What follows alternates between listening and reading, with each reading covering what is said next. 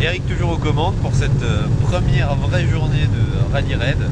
Là nous avons une jonction de 60 km avant de rejoindre la piste qui nous mènera au col de Belkacem, un col à proprement parler monstrueux, qu'on doit passer en première, et le copilote doit tenir le manche de la boîte de vitesse là, qui est là, parce que sinon si la vitesse saute on est mort.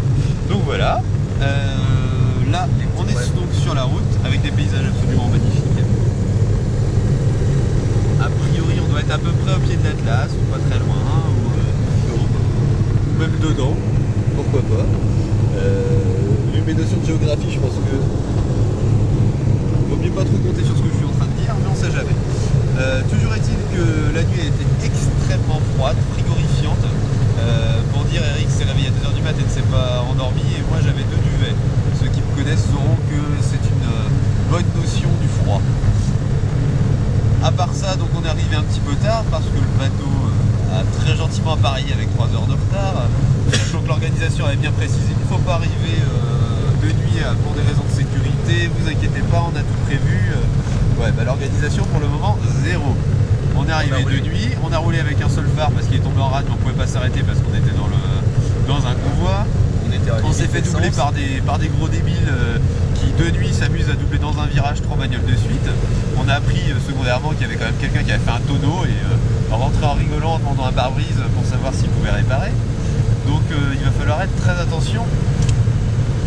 Il va falloir faire très attention par rapport aux autres 4L. Donc on va essayer de se trouver 2-3 équipages sympathiques qui roulent bien.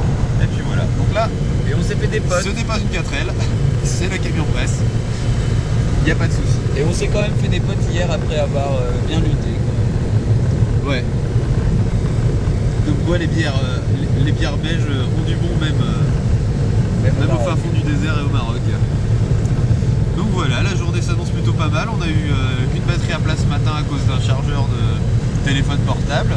Et ça nous a permis en même temps de voir on s'est rechargé une batterie, mais de voir un mécano marocain qui nous a réglé de petits problèmes d'allumage. Qui faisait que la voiture broutait un petit peu, et de ralenti qui faisait qu'on calait comme des grosses... Je ne le dirai pas. Maintenant elle tourne de mieux en mieux. On pense pouvoir passer le col quand même d'un seul coup, ça serait pas mal. On a quand même un moteur d'1 litre, ça devrait être jouable. C'est la classe. C'est la classe. C'est la classe, c'est l'Atlas, c'est la classe. Alors ça, les grosses feintes de Rico, je les subis depuis le départ. Hein.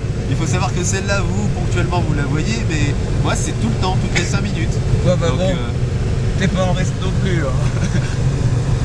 Tu m'as pas épargné de ce côté-là. Enfin. Voilà, donc on est pas mal quand même là. Ouais, on est pas mal. Pour une fois, je vais éviter de dire à bientôt pour de nouvelles aventures, puisque entre chaque petit clip, de toute façon, vous, il y a environ 30 millièmes de seconde qui se passent. Donc voilà, allez, bah à plus tard pour le passage du col de Belkacem. À bientôt pour de nouvelles aventures.